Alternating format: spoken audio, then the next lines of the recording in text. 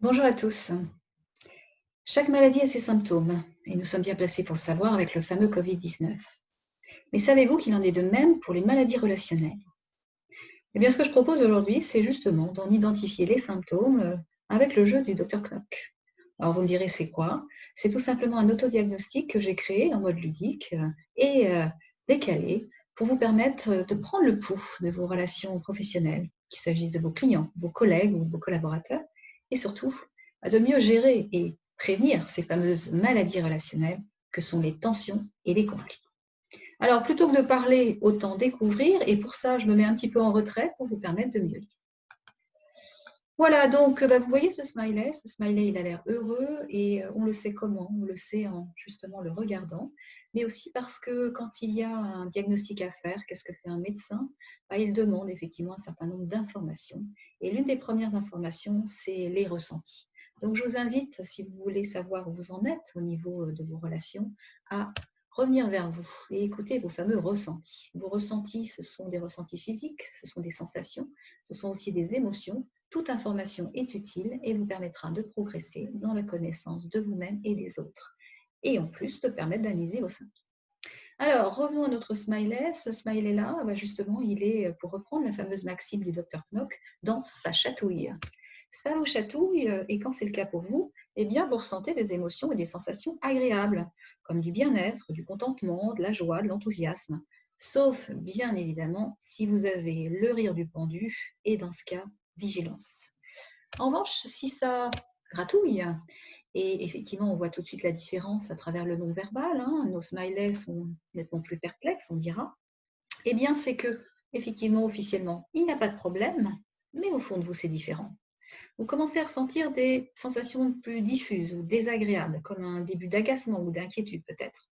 En tout cas, il faut noter que si le signal est faible, il indique pourtant que quelque chose cloche dans la relation et vous démange, même si vous ne l'avez pas encore identifié. Pensez à une fausse note avec un interlocuteur avec lequel d'habitude ça marche bien. Et commencez à observer surtout ce qui se passe en vous lors d'une prochaine interaction qui gratouille.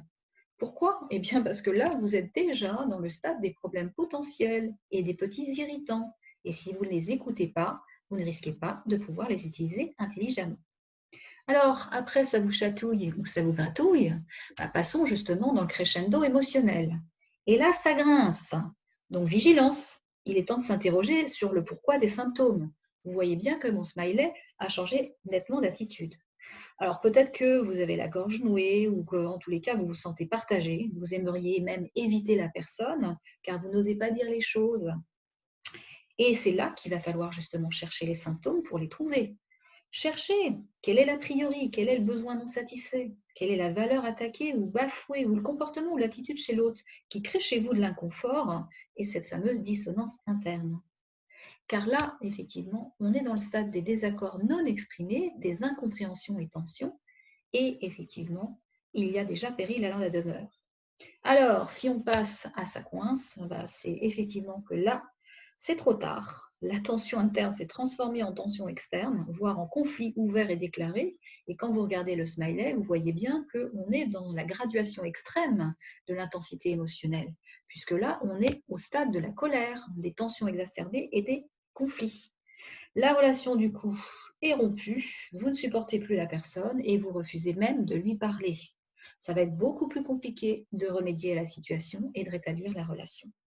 Donc, vous l'avez vu avec ce crescendo émotionnel, cet autodiagnostic qui vous permet, par rapport à vos ressentis, de voir où vous en êtes. Eh bien, ce qui est important, c'est justement, premièrement, de sortir des comportements réflexes où je subis et je ne dis rien, où je rugis et je dis mal les choses et me mets la personne à dos. Ce que je vous invite à faire, c'est vraiment d'être sur la communication efficace, donc apprendre à être plus assertif, à être plus à l'écoute de vos ressentis et vos besoins, pour que dès que ça gratouille ou que ça grince, vous évitiez que ça ne coince.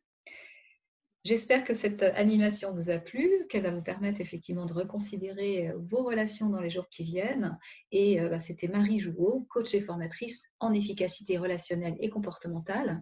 Je vous invite à liker cette vidéo si vous l'avez aimée, à me faire part de vos commentaires bien évidemment, et à prendre contact si vous avez des questions ou des projets, puisque mon métier, c'est justement de vous aider à tisser des relations plus efficaces et plus sereines en toutes circonstances avec votre écosystème relationnel et quel que soit le style comportemental de vos interlocuteurs. Ciao, ciao et au plaisir d'une prochaine vidéo. C'était Marie de Efficatis.